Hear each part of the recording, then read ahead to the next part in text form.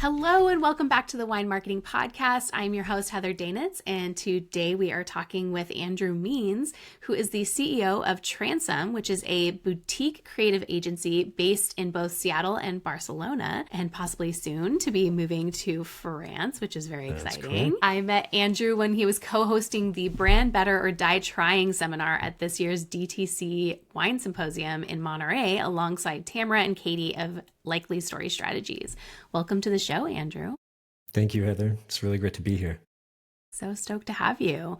Before we dive into today's conversation, which is varied and wonderful, can you give us a brief overview of what led you to do what you do? Well, I've always kind of been aesthetically minded, I guess. I was designing posters for my punk band in high school. I built my first website in like 1998 for my college radio station. But while I was at school, I studied philosophy. And when we were, and at the time I was like, oh yeah, I'll be a philosophy professor or something like that. And they actually took all of the philosophy majors into a room I think it was probably before our senior year. And they said, no, a lot of you are thinking about going to grad school. And the only advice that we can give you is that if you can at all avoid it, don't go. And I was like, okay, interesting. And I ended up graduating having no idea what I was going to do.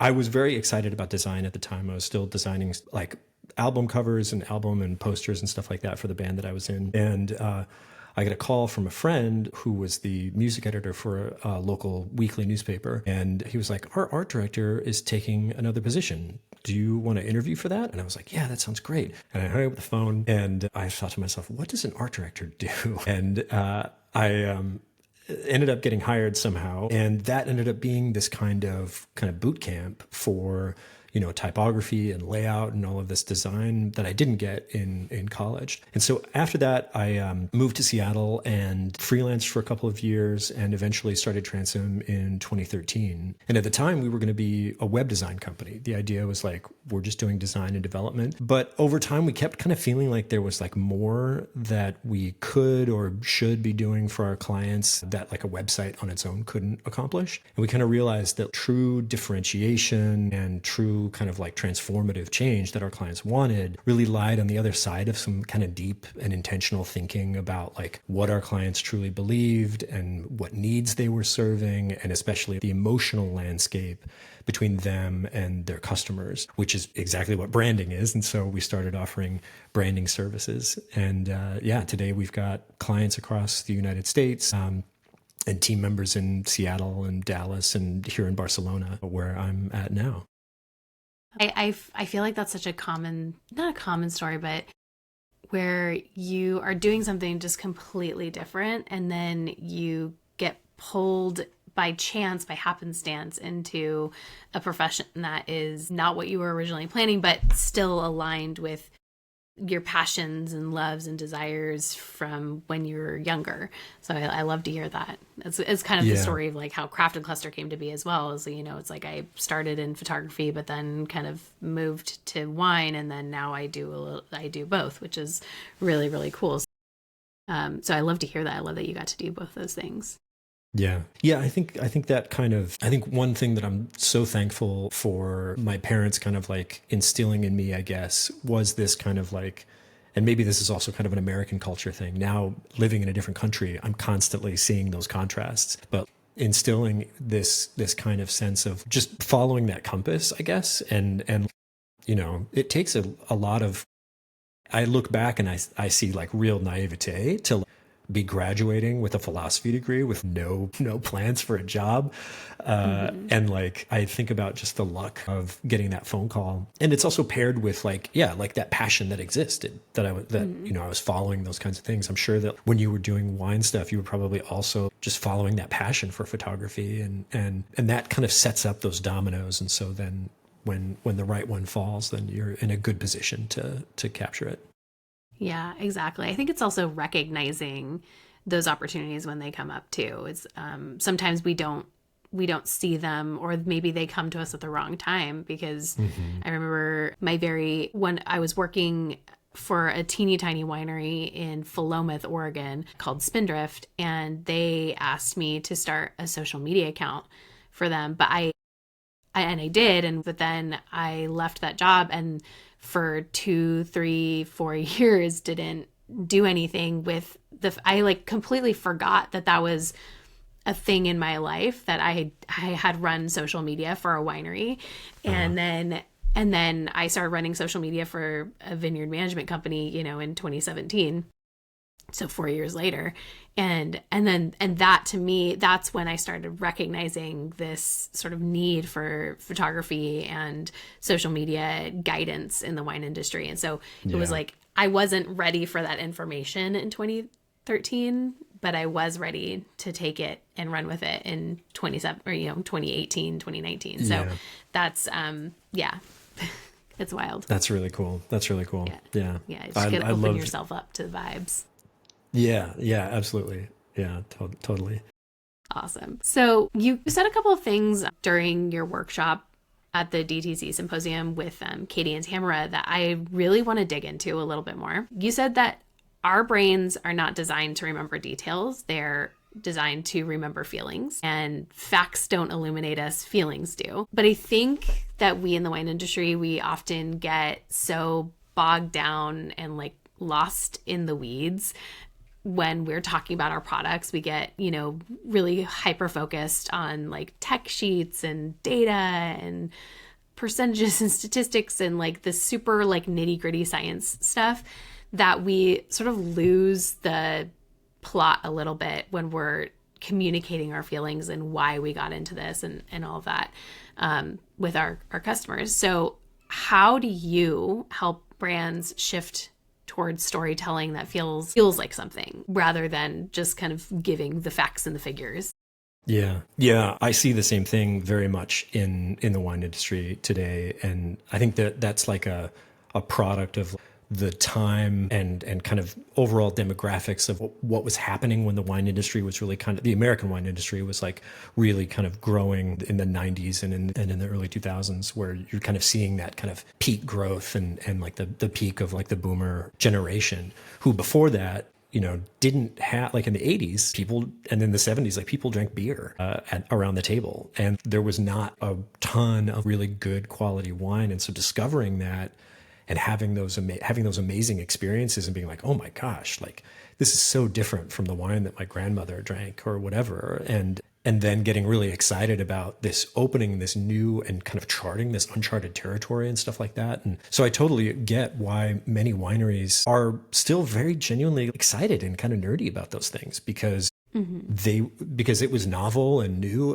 in a fairly recently. And I think for a lot of their customers, like that also was an exciting thing for them. And they're also very intent. Was one of the things I love about working with wineries is that I've never worked in an industry where the people in it are more earnestly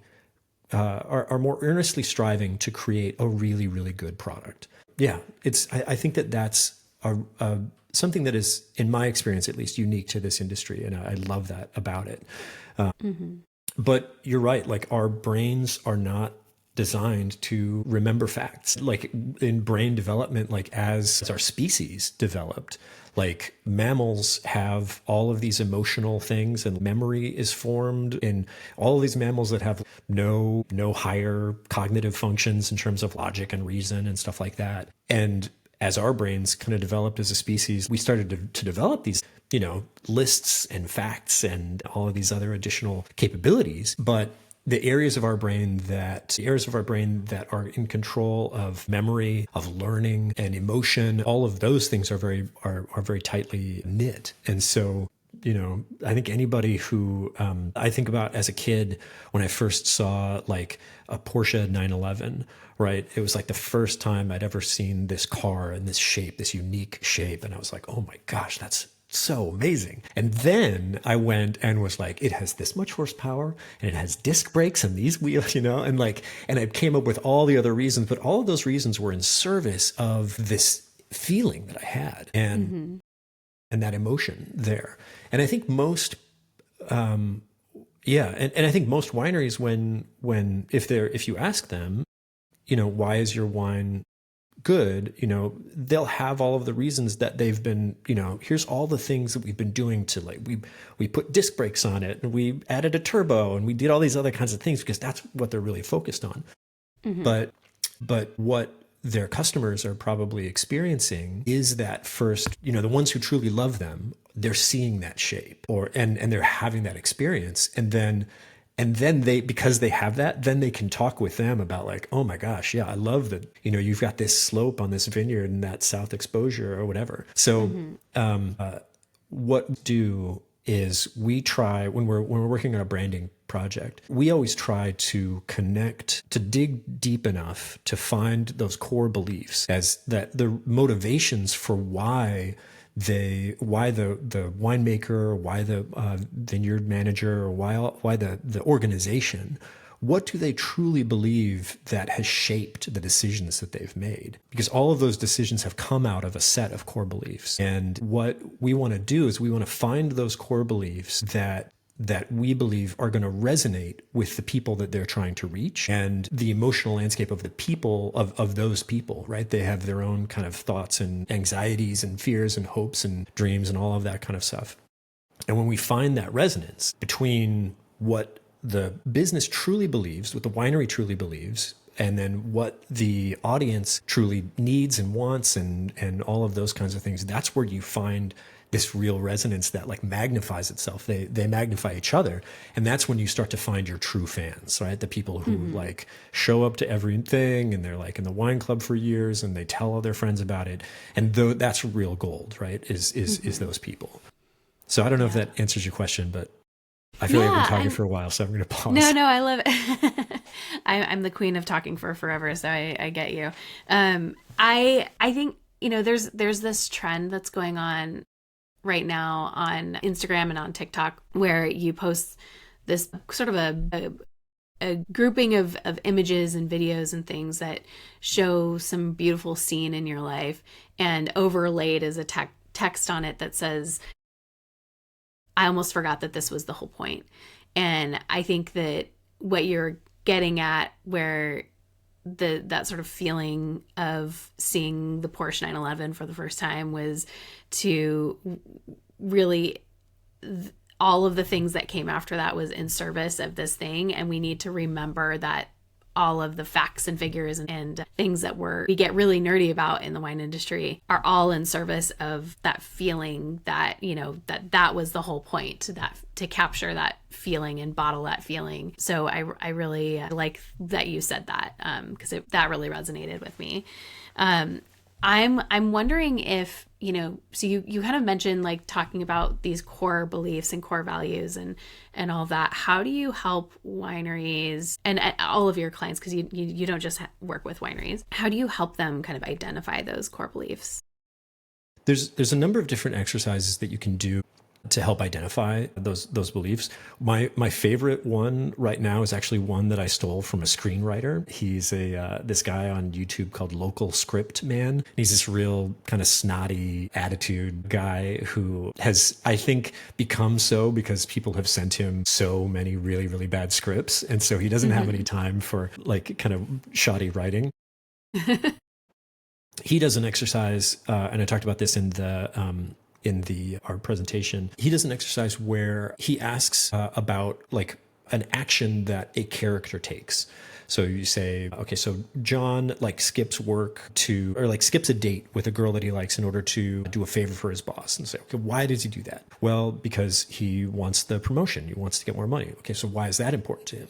Okay, well, because he believes that like money is the key to success and respect. It's like, oh, so why is respect important to him? It's like, well, when he was a kid, he saw how nobody respected his father because they didn't have any money. And this guy says, like, when you pass into backstory, when you pass into these formative kind of experiences, that's where you find the core belief. So that experience of watching this, Maître D disrespect his father and say, no, we can't seat you at this table. That was this emotional experience again, right? Our learning comes from emotions. Like that's what actually is formative for us. But from there, then he is like, okay, I get it. Like money equals respect, and I need to have respect. I need to have money in order for people to respect me. And I think when we work with our clients, we'll do a similar thing. So we'll be like, okay, so why did you choose to, use, new French oak versus, oak that's been, and they're like, oh, well, like new French oak is like, you can't get there without it, right? There's a specific flavor profile that it's going to impart, and we need it. It's like, okay, so why is that important? They're like, well, we want to make the absolute best wine. And it's like, okay, so why do you want to make the absolute best wine? And you kind of work your way down until you find like, it's you uncover a belief like, well, when I was a kid, my grandfather would like give us candy, but he would always make sure that like we really, really savored it, because like life is just too good to have like the experiences of life are too good to just kind of like throw it away, or just to like experience it and like move on. Like you should really strive for these, like really, it's worth it to do really, really good work and to savor it. And from there, then you've got that. It's like, okay, wow, that's a real formative core belief, because it's influenced everything. Like it's influenced the packaging. It's like, well, we get the extra thick paper because we really want to do this right. And then you've got a core belief, and that's one way to kind of dive down in there. Sometimes you can just talk it out and other things like that, but that's my favorite way right now. I think it's a really fun way to do that kind of mining in an interesting way. Yeah, I love that. I like the idea of just continuing to ask why until you really drill down to the essence of what you're getting at, and all that. That's great. Do you have any clients that you've been working with that you feel like have done a really, really good job of focusing on the feelings versus the facts? I think the client that I'm most proud of for this, and I say proud both because I'm obviously proud of the work that we've done for them, but also because of the way that they have embodied this, is this client in Washington called Kiona. It's very interesting because they have on the face a story that is very, very similar to a lot of wineries. They're a multi-generational family winery. It's the third generation pair of brothers who are running the winery right now.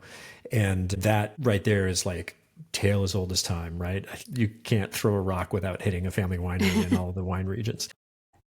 But they have one thing about them that is very unique, in that they were the first people to plant grapes in the Red Mountain AVA, which in Washington State is this small, very hot AVA that has become very, very popular for Cabernet Sauvignon, and makes these really, really incredible, super big Cabernet. And so they were the first people to do it. And like the guy who runs it right now, or the two brothers that run it right now, their grandfather back in 1976 planted the first grapes there. And so they could say, we're the first people to plant grapes on Red Mountain. Like, we're the first. And that's a really, that's a temptation that a lot of wineries have, is just to say like, well, let's find something. Let's make our distinction because we're the first or the biggest or the best, or we've won the most awards, or we have the highest scores, or something like that. And that can provide distinction, right? If you literally are the biggest or the best or whatever, that it can do it. But for them, they have really leaned into this. They have this story, but the way that they've presented the story is in a very personal way, and in a way that I think draws on the feelings that they have, which I think are very resonant to everybody. On their website, on the homepage, we wrote all of the copy with JJ, the grandson of the founder. We wrote the copy in the first person. So he says I, and it's very much from him. But the copy is like, the initial copy that you read is like, when my grandfather decided to plant grapes on Red Mountain, people thought he was nuts. Now people call Red Mountain one of the premier grape growing regions in the New World. We just call it home. Mm-hmm. And they've really emphasized like the ways that they have structured their business. We've got a picture of his daughter and his wife and his daughter, and it says, we do what we do so that one day she can make it her own. There's just suffused throughout the site is this genuine, heartfelt theme of not just we were the first, but we are invested in this place, and we're invested in the kind of business that we create. I think that's just been a really, really fun project to work on. They're one of our oldest clients. They've been with us for, I think, 8 years now. I wonder, so since you bring up this brand that's kind of a little bit more established in their identity, how would you approach that whole process for a new brand versus a brand that had a little bit more in their identity established already? Our general approach, whether we're doing like a rebrand or a refresh versus a completely new brand, like doesn't change that much, right? Mm-hmm. Because like it still is all about like finding those central core beliefs. And mm-hmm. And so, when we're working along those lines, like it can certainly be a risk. Well, I mean, usually the big fear is obviously that like, well, our current customers, are going to bail because we're making all of these changes, right?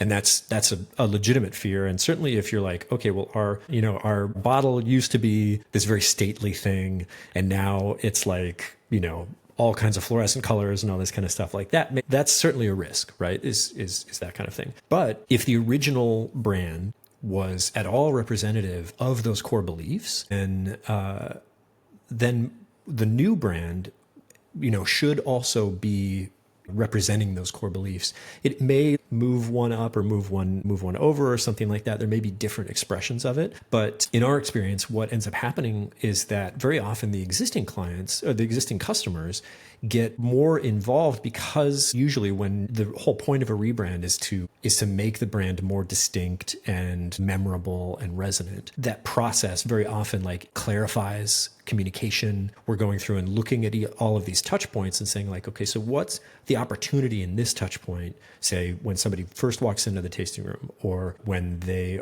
get their confirmation email or something like that. What are all of these opportunities in these touch points to reinforce this core story that we're telling, this core emotional theme? And so very often the existing customers get very excited, and whatever kind of friction there was in terms of adjusting to the new logo or the new packaging or whatever, like that is very quickly overcome. And if somebody is only drinking your wine because, your label is exactly the same way that it's been for 10 years, then like maybe they're not actually really truly resonating with what you really care about, and maybe we should go out and find the people who are going to get super, super stoked about the deep reasons for why you do what you do. Yeah. Oh yeah. Great answer. Yeah, that's exactly right. Well, to kind it's of such take a, a little it is bit... such a, it's sorry, it's such a, No, yeah. It's such a common fear, right? And it makes never, I can't begrudge anybody for being nervous about that. Mm-hmm. But there's, I think, understanding that your people are out there, and that if the people who have been your people are not coming through the door in the way that they used to, there's a lot of people out there, and all it takes is to create these experiences that reinforce like what is authentically you. Yeah, I feel like it's sort of a build it and they will come kind of scenario where, because I think that's a really common concern that people have, especially right now. This is a conversation that we're having so much is, a lot of our, especially with the more established, especially with the more established brands, a lot of the older generation of wine buyers and wine drinkers are aging out.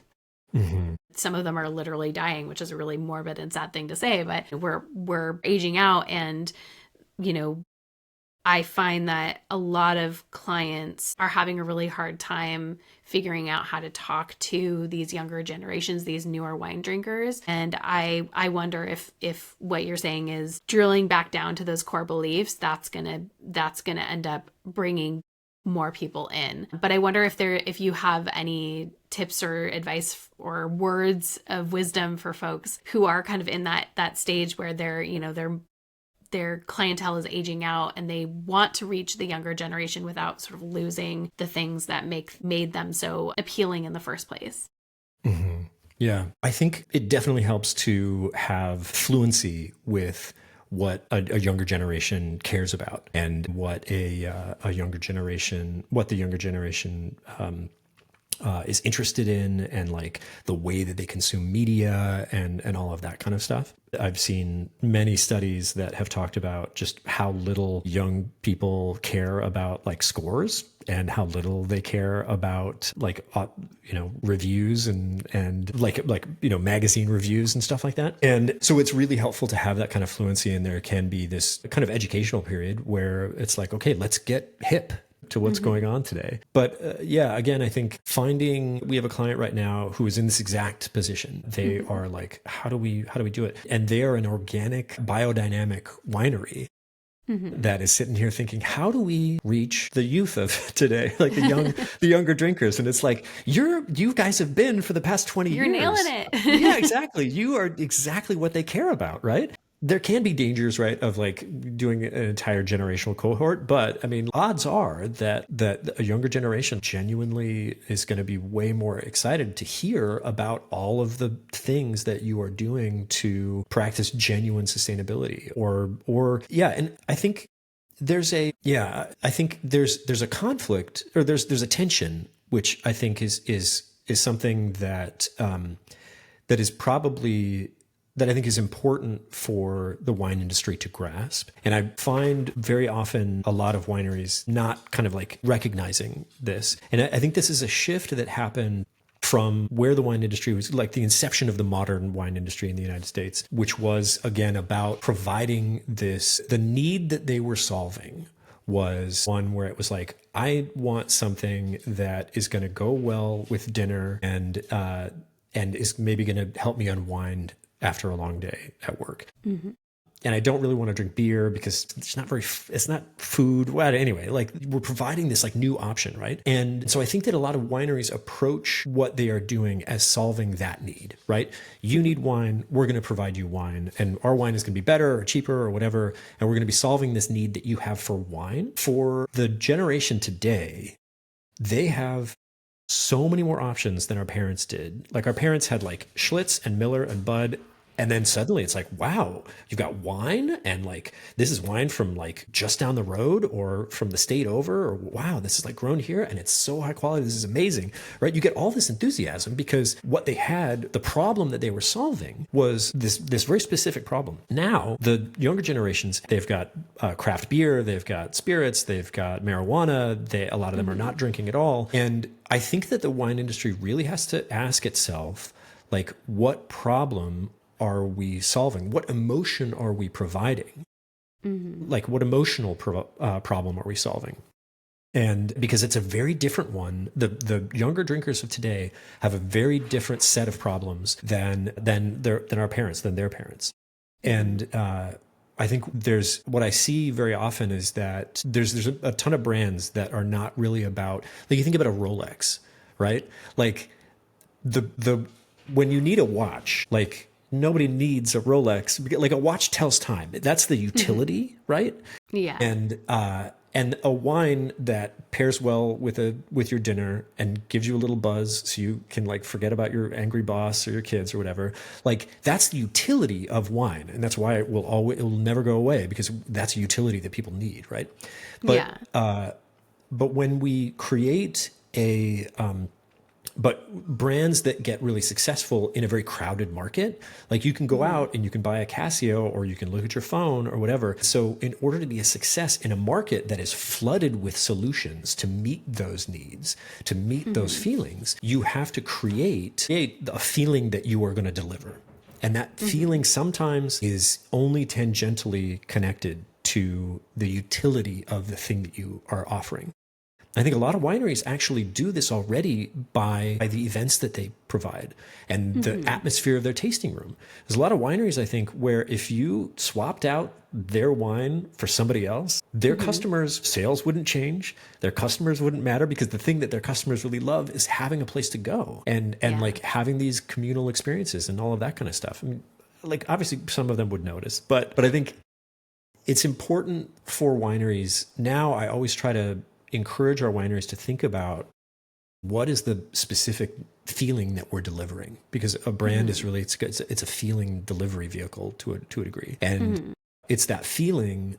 It's why you pay however many thousands of dollars for a Rolex when you already have, your cell phone right there. It's because you're delivering on this feeling. You're helping them tell a story about themselves. Maybe your biodynamic winery helps people to enjoy something that feels authentic and real in a world that's increasingly taken over by AI. Or maybe your winery is, maybe like your super, super, super nerdy winery where you give absolutely every like detail of all the other kind of stuff, and you lean super heavy into that, is like helping, you know, some super nerdy people like feel like they've got, I'm stumbling here, Yeah. but I think it's just really important when we're thinking about the problems that we're solving and recognizing that we are solving a completely different set of problems for people than we have been as an industry.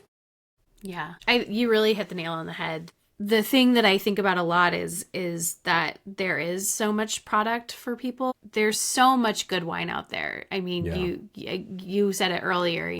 You can throw your shoe and you'll hit a small family winery. You know, that can't be the thing that makes great wine. Like, that can't be the thing that is distinguishing anymore. That used to be a thing that was distinguishing because, you know, of all the large scale wine brands that were putting out cheap, easy to get wine. But Yeah. now we have so many brands that are small.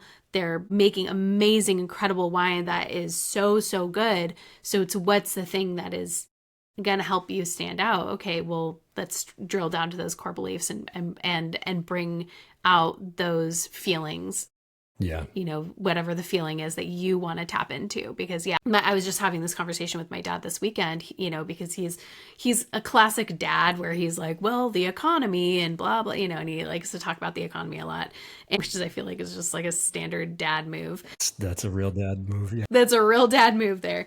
You know, and he's always, he talks about it with me in the context of wine because he likes wine, and he's like, but wine is a luxury product. He's like, if if you didn't work in wine, we would not have access to great wine because that's not a priority for us to buy great wine. We would just buy what we want to buy to get the feeling that we want to get, you know, which is the lightly buzz, you know, it tastes relatively good, but they wouldn't have any distinction. But the reason that they drink such great wine is because I'm the one that's bringing it over because I have access to great wine. So yeah, and he's like, you know, it's a luxury product. So how are you positioning it in a way that makes it this luxury product a necessity in people's lives versus something that they can do away with while the economy is bad?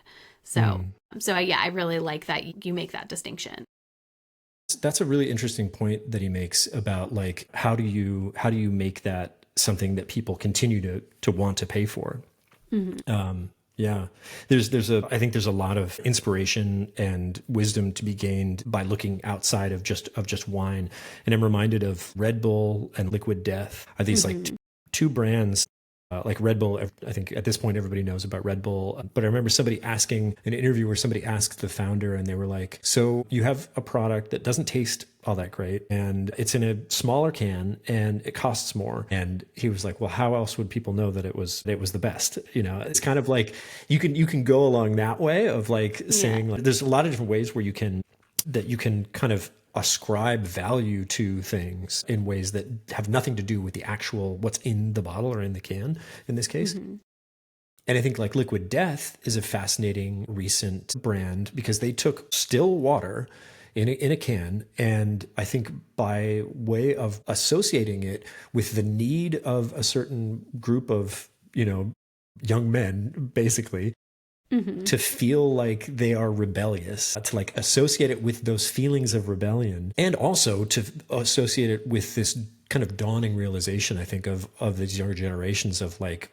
health really, really matters. And it's like, how do I make a healthy choice but still feel kind of badass? Yeah. And I think I'm going to Liquid murder my Death is, thirst. yeah, exactly. And I think that like understanding that like that these brands are the reason why people are willing to pay. I don't know how much a can of Red Bull is now, but it's more than a can of Coke. And, a can of Liquid Death is like way more expensive than going to a drinking fountain, and it's the exact same product. Yeah. You do that by finding what that feeling you're delivering that feeling. You know, you drink a Red Bull and you're like, I feel limitless. Red Bull gives you wings.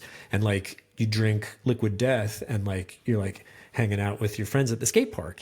I think that the wine industry could do very well by understanding like it's, you know, the product is really important, but the feelings, honestly, the feelings are the thing that are going to make people continue to buy it, because you're providing them with feelings that they can't get elsewhere. And we recognize that, like, we are competing, that you're not just competing against all of the other wineries, but like we were talking about earlier, you're competing against craft beer, you're competing against marijuana, you're competing against, if what we're talking about is the utility, is the product of like pleasurable experience that maybe helps you get, you know, a little bit loose, and you know, complements other aspects, you know, like maybe a joint like doesn't necessarily go well with dinner, but it sure goes well with a movie, and Yeah. or music or whatever. Figuring out like what are the feelings that our brand is going to deliver, and recognizing that those feelings don't necessarily have to be a one-to-one relationship between all of the mechanical ways that you create your product. You can have a beautiful wine that is about rebellion, or a beautiful wine that is about feeling limitless, and that is literally going to make the wine taste better for the people who are enjoying it, and that's going to be the value. That's going to be why they buy that luxury product, because they don't want to give up on those feelings each time they open that bottle. If you've done your job right, and if we've done our job right as branding experts, then that bottle will taste that much better, come along with all of those other feelings. Yeah. Yeah. I love all this. I was just thinking about, I was listening to a podcast, these two wedding photographers talking. They're talking about putting together photo albums and prints and things like that. And they're talking about, okay, well, how can you get past the ickiness of selling? And one of the guys, he told this story about how he got married, and then he and his wife were super broke because they were really young and all this. They were offered by their friends a timeshare. So they go to this resort, and they were just going to the resort, and they were just going to go lay on the beach and whatever. And they got called into this room to basically upsell them on other activities. And the first thing the person asked was, why are you here? And what are you hoping to get out of this? And they're like, well, it's our honeymoon and all this stuff. And she was like, well, great. Well, you can make that honeymoon even better. You can extend those feelings of the honeymoon and all this stuff. And so he talks about how she very convincingly upsold him, and how he internalized that. And so now when he is selling his products, his prints and things like that, he's helping his wedding couples extend the feeling of the day, this beautiful, amazing day that they just had, and this sort of symbolism of their love for each other, you know. And so he talks about that, and I wonder how we as wineries can help when, like what you were saying, is when people are coming into our tasting room and they're tasting our wines and everything, and it tastes so good in the moment, and then they take their bottles away from them, how can we help them extend that feeling, of that positive feeling that, you know, that wine tastes so good in our tasting room, how do we make it taste just as good and even better at home? So I love it. And that's exactly where memory comes from, or not where memory comes from, but where memory comes into it. The way that we form memories is like telling a story that can be retold. We talk a lot with our clients about myths and about the importance of crafting a myth. And like, a myth doesn't necessarily mean that it's something that's not true, although a lot of myths are not true.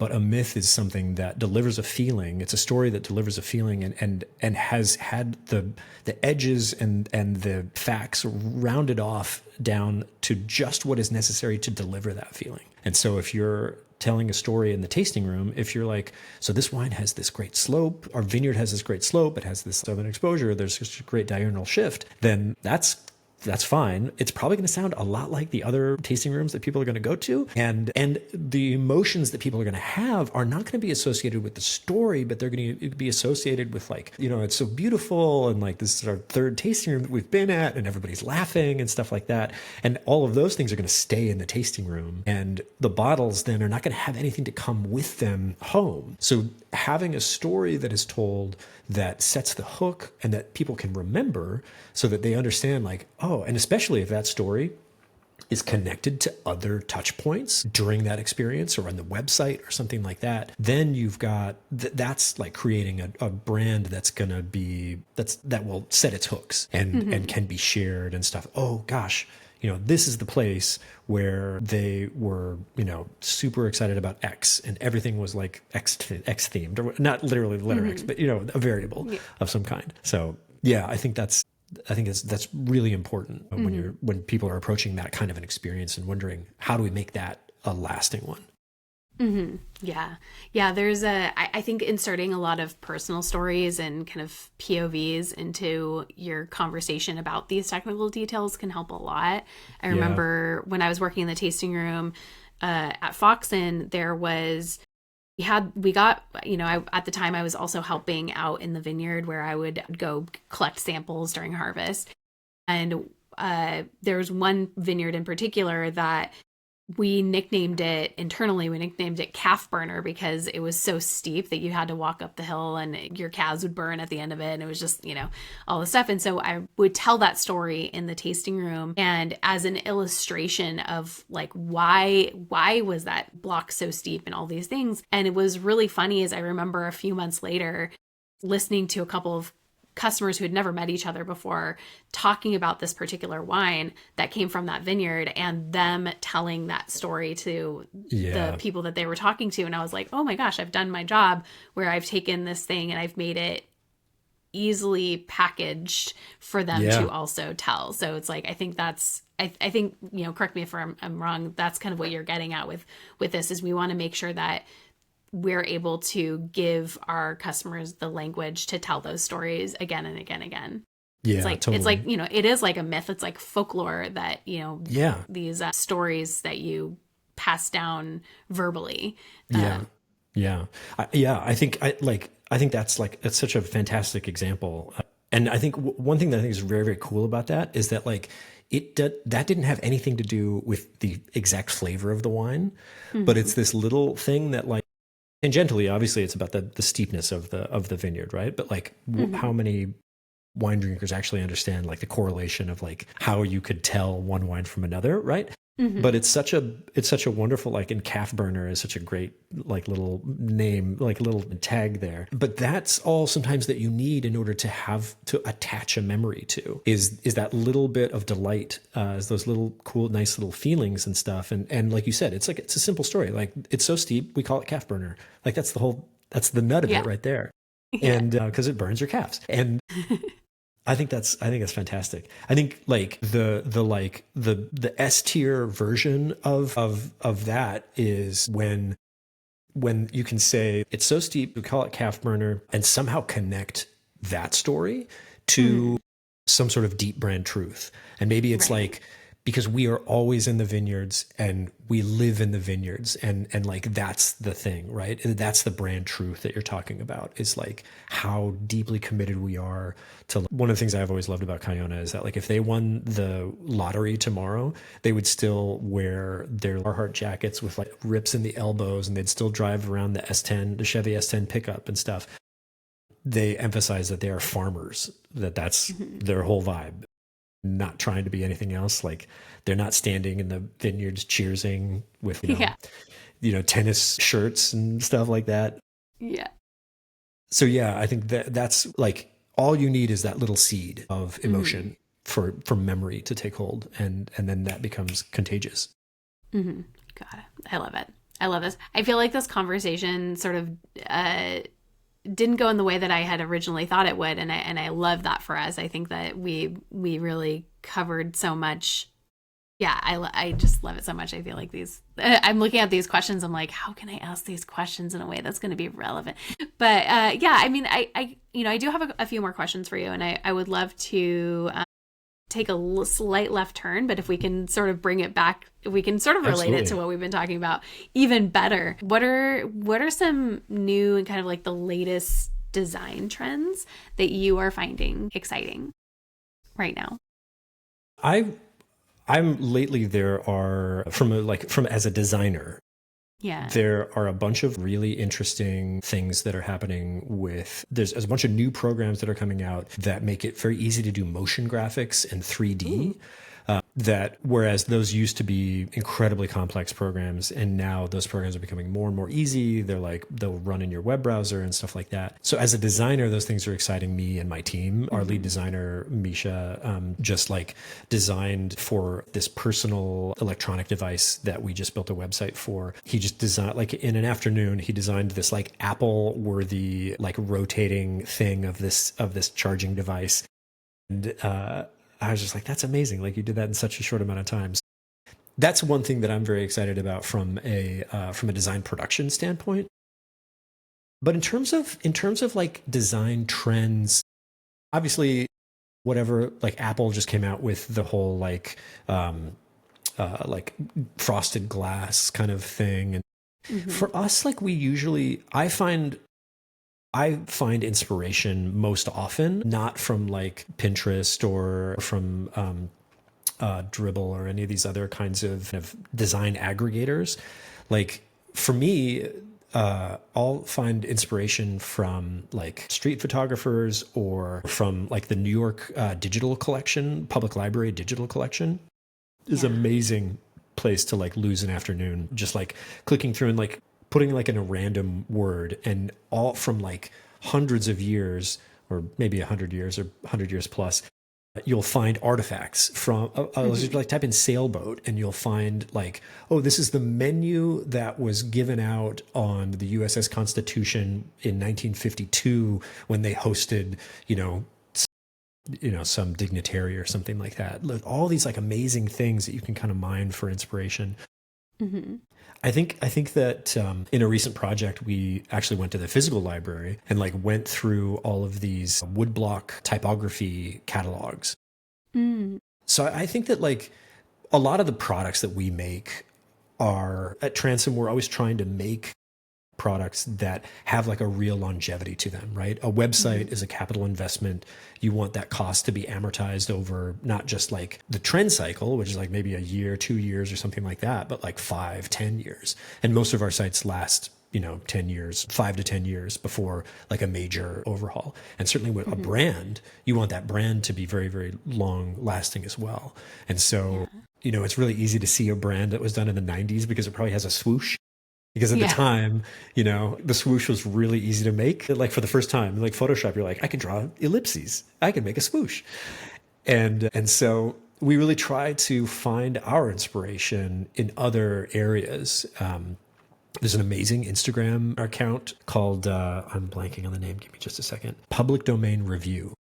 That pulls in random, interesting, wild pieces of like early graphic design or amazing old art things or like sketches of plants and stuff like that from hundreds of years over the past, hundreds of years. And personally, I find those to be the most exciting because it's stuff that you don't see otherwise.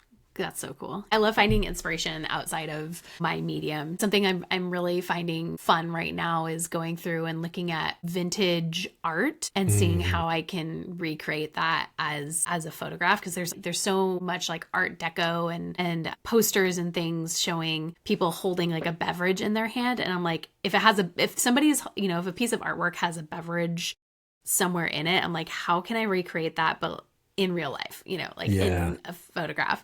How can I do that? And that's something that I'm finding a lot of fun in and a lot of creative inspiration from. It's That's just really like cool. vintage artwork and vintage photos and vintage, just things like that, because it's just so fascinating. It's like, especially if you look back on a time when cameras weren't so widely available. So the 1800s and, the early cameras weren't as available for consumers. And so being able to find some old artwork that consumers made themselves because they had to, or because they, wanted to, and they didn't have access to a camera. I'm like, how can I play with this concept and the composition of this and everything to recreate that with the technology that I have now? So that's so really cool. That's awesome. Are you pulling from like old, I'm thinking of those huge posters that might be like for Campari or something like that, or like that's amazing. That's really I actually cool. What's so funny is I have like a whole Pinterest board where a bunch of it is like old Guinness and old like Budweiser posters and Coca-Cola art and things like that. And because they're so it's just interesting. Like the composition and the artwork from it and the posters are, I like the bold colors and sort of the simple compositions of them, that it just they feel easy to recreate, but they also feel easy to recreate in a way that's unique and different and all that. So Yeah. Yeah, It's cool. that's super cool. I've been on this like real big kick of Spanish Solera wine, because a lot of them are very, very, very old. Like the brands are super, super old. And it's like archaeology looking at these labels, because you'll see like, okay, that engraving there is like right dead in the middle. And you know that was probably like one of the it's kind of like not perfectly done or something like that. And then you'll see like awards from like all these, like they'll put the awards on, and then they'll put on like additional things. And sometimes for whatever reason, suddenly there'll be like a red stamp that is also present somewhere else. And it's like doing archaeology of like thinking like, well, that was probably added in like, the turn of the century. And that was probably added at this time. And this big sans serif repeat of the name that's already present in the thing, but it's like big white and black letters on the top and the bottom. Like that was probably added in like maybe the 70s or something like that. I just love doing that kind of like archaeology and trying to like tease out all of those different elements that, and like you said about that, they don't necessarily it's not done with high skill. Like it's kind of done out of necessity. I think there's something really fascinating about that. Any first year design teacher would be like, this label is a complete disaster. And, but I think it's filled with so much kind of history. And I think it's fascinating. I love that kind of stuff. Yeah. Oh, it's so cool. I love it. So fun. Do you have any new projects right now that you're working on that you find particularly exciting and interesting? We are finishing up right now developing a brand for one of California's oldest wineries. It's been dormant for a while, and it's going to be relaunched in 2026. So this brand was formed in in the late 1800s. And so that whole project has been just super, super fun, working with our client and diving very deep into the design from that era, pulling like inks and pigments that came out during that era, and typography and different, and then figuring out how also do we make this relevant for today, so it doesn't just feel like we're just kind of creating a thing that that only lives in that era, and how do we make that, how do we give that expression, on that same brand expression, both on the bottle and on the website and media. Yeah, that's been a really, really fun project. I'm really excited. I'm very impatient for it to come out. But it'll be coming out in early 2026, I think. Oh, that's so exciting. You'll have to send those details over, and I would love to take a look at it and see what they're up to. That's so cool. Yeah. Awesome. And what an exciting proposition to kind of resurrect this old brand and bring it into the 21st century. Very cool. With so much history, going through archives of old advertisements from the 50s and fun. Yeah, really, really cool. Yeah. It's been really, really I fun. love that.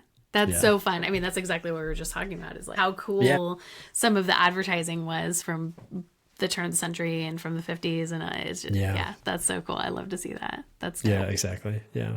So I think maybe this is a good place for us to kind of start winding down. What is one thing listeners can take action on today to implement what they learned in this conversation? You've probably heard the proverb, like the best time to plant a tree is 20 years ago, but the second best time to plant a tree is today. Mm-hmm. And I really feel like we do this. We have a project at Transom where we go through all of the winery websites for a region. So we've done Sonoma and we've done Oregon, and we've written reports on kind of what we've found about, like, this platform has, more users than this other platform. And here's the average, score, like performance scores and SEO and all that kind of stuff. But so as you can imagine, I've looked at thousands of winery websites. We're going to release here pretty soon. We're going to release Washington State. And so that's been a really fun project. But over that time and seeing all of those websites, I've seen the thing that I see the most is brands that don't invest in branding. They invest enough to get a logo and to have a package, but they haven't done kind of the deep thinking that that ensures that the customer's experience with the brand is distinct, memorable, and emotionally resonant. And so I think and the thing I think is great about branding is that it doesn't have to cost a lot of money, right? Like we charge a lot of money for branding because it's an incredibly valuable thing, right? Like it takes the longest to build, but it is the most valuable thing that you can have, that you can own as a company, because it not only does it like make people want to buy your stuff without you needing to tell them to buy it, but it also influences like who writes about you. It influences who wants to come work for you. It influences like all of these other elements. It touches every aspect of your business is the brand. And I think many wineries don't, they think that like, okay, well, I've got the logo, I've got the brand. That doesn't seem to be broken right now, so I don't want to touch it. And the advice that I would give is like, it's never a bad time to examine, what are your core beliefs and how well are we communicating those to the people that we want to reach. To this, we're putting together, we're in the early stages of creating a workshop that is a 1.5 hour workshop that starts that process in a way that you can continue it with us, or you can use it as a springboard to continue it yourself. Obviously, we love the idea of people continuing to work with us. Yeah. But we recognize that like not everybody has that money right now to do that, especially in the current market. We're so passionate about making sure that wineries can start that process that we're actually offering, we announced this on our mailing list on our last newsletter, but we're starting a process where we're offering it to the first 3 brands that sign up, and they can just email me at andrew@transom.design. And we've actually already done 1. And so I would say the first 2, but that 1 went so well that we want to make sure that we're offering it to the next 3. After those 3 have done it, then we'll start charging for it. But our goal with this is always to make it be a really entry-level thing that wineries can embark on, and just to start to see the real value of doing the kind of deep thinking that all happens before any colors are chosen or any fonts or any other kinds of things, because it's that thinking that positions wineries to be in that kind of like unfair advantage territory, right? It's finding that area that is underserved in the market and finding out how do you and your unique kind of beliefs and talents, what you have to offer, how do you find that spot? And so that's kind of what we're at the moment. Yeah, that's awesome. I will put all of that information in the show notes. So if you are interested in reaching out to Andrew and going through this workshop or learning more about it, you'll have all that information in the show notes. Andrew, this was such a great conversation. Thank you so much for taking time. I know that it's evening over in Barcelona and I'm just starting my day. I appreciate you hanging on with me toward the end of the workday to Absolutely. talk about all of this. This was such a fun conversation. This has really been a blast, Heather. Thanks so much for having me. Thank you. Again, everyone, you can find all the information about Andrew and Transom in the show notes. And I would really appreciate it if you liked and subscribed wherever you're listening, or if you're watching on YouTube, give us a review, all of the things. It really helps the show get out into the world. Thank you so much. Have a wonderful day. Thank you. Bye. Bye.